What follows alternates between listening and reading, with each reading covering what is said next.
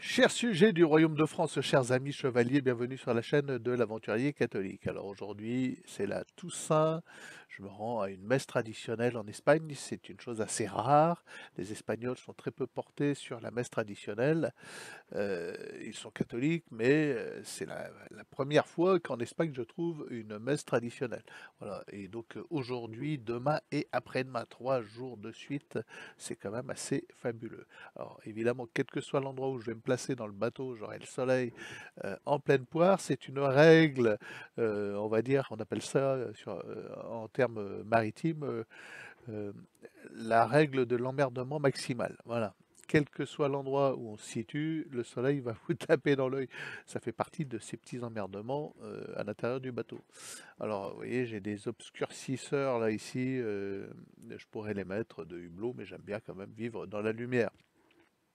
Bon, peu importe. Il faudrait que nous abordions la question des élections américaines, non pas que nous en ayons quelque chose à faire de ces élections, non pas que ça changera notre sort de dissidents, de sécessionnistes républicains, mais quand même, c'est important parce que d'une part, tout le monde en parle, il suffit d'aborder n'importe qui, même un marin qui devrait, à quelqu'un qui est parti en voyage autour du monde, n'en avoir strictement rien à faire et qui a des raisons supplémentaires de l'homme commun, de l'homme de la rue, pour que le sujet soit abordé. Et c'est systématiquement le très méchant Trump, il faut à tout prix que Trump ne soit pas élu, de ça, de propagande. Bon, je sais bien ce que vous pensez sur ma chaîne, vous êtes plutôt pro-Trump. Moi, personnellement, ça m'est totalement égal, hein. Trump ou Kamala, la remplaçante, mais absolument égal. Ces gens-là sont dans le même logiciel de domination américaine et d'écrasement de leurs ennemis, à commencer par leur principal ennemi, la France. Voilà, ils ont asservi les petits gouvernants français en les incluant à des programmes, voilà, les French American Foundation et tout ça. Bon, ce sont des sectes et la France est sous domination américaine totale, on le voit bien avec Macron. Bon, et il ne faut pas croire qu'avec Trump ça changerait quelque chose, hein. Au contraire, voilà. Au contraire. Ce que je voudrais aborder, c'est ce qui risque de se passer dans les jours à venir. Alors, c'est de la prospective, évidemment, peut-être, et j'espère que ça ne se passera pas, parce que voilà, un mort est un mort. Euh, le système est tellement aux abois, c'est tellement mis en tête et tellement mis dans la tête de gens de la planète entière que Trump, c'était Hitler. Voilà. Euh, vous ouvrez n'importe quel média, hein, euh, vous avez le point Godwin direct, hein, c'est Hitler.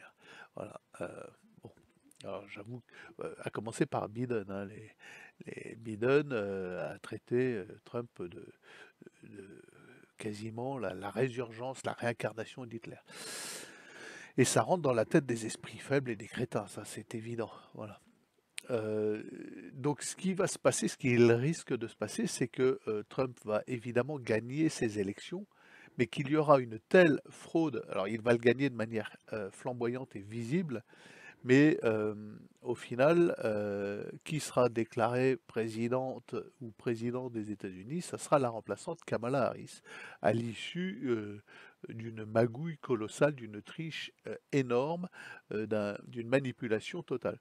Sauf que ce qui a pu se passer en France pour Macron, qui à mon avis dépassait pas les 1% et qui s'est retrouvé président à sa première élection, et idem pour la deuxième, hein, et qu'à la télé on peut nous annoncer n'importe quoi et qu'il n'y a aucun contrôle, on peut passer de 1% à la majorité, Ça, c'est la France. Et personne ne bronche et personne ne réagit. Ce qui va se passer là, c'est que les Américains sont prêts et que la fraude va être dévoilée, exposée au grand jour, étalée en place publique, et que les Américains, contrairement aux Français, ils sont 300 millions, il y a 300 millions de flingues. Et ça va partir en guerre civile. Voilà le risque. Ça va partir en émeute nationale aux États-Unis. Les États-Unis vont être absents de la scène internationale durant les 6 prochains mois à cause d'une guerre civile sanglante et d'un écroulement total. Ça, c'est le risque. C'est de la prospective, hein. Je me projette et j'imagine que c'est dans le domaine des possibles. Voilà. Trump va être élu, ça va être visible, tout le monde va le savoir. Elon Musk, qui a les clés de toute l'informatique et l'électronique et qui s'est arrangé pour avoir la vue sur ce qui se passe réellement, va étaler au grand jour la fraude parce que Trump sera élu mais ne sera pas président, ça sera Kamala Harris, désignée présidente par l'État profond et le système. Sauf qu'auprès de l'opinion publique américaine, ça ne va pas passer. Voilà. Voilà moi ce que je projette et ce que je vois et ce que je redoute surtout. Ça ne me réjouit pas parce que les États-Unis partis en guerre civile, euh, ça va être du sale, du gros gros sale.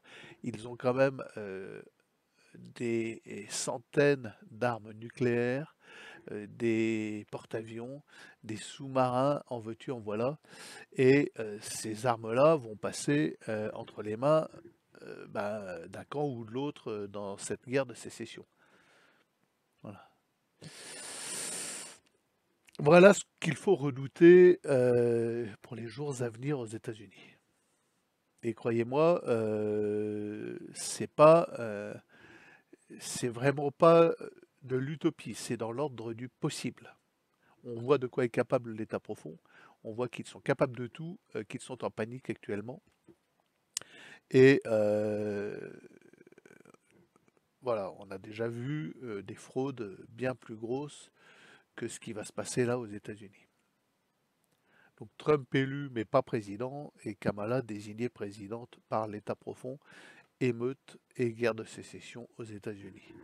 Les amis, il faut se préparer parce que évidemment, si les États-Unis partent en flammes tel que c'est possible dans les jours à venir, ça nous impactera mondialement, bien évidemment. Je ne sais pas de quelle manière, mais au moins financièrement, puisque nous sommes sous la domination du dollar, que l'euro est sous la domination du dollar, bien évidemment, et que les États-Unis s'effondrant, ça fait effondrer bien évidemment l'Occident.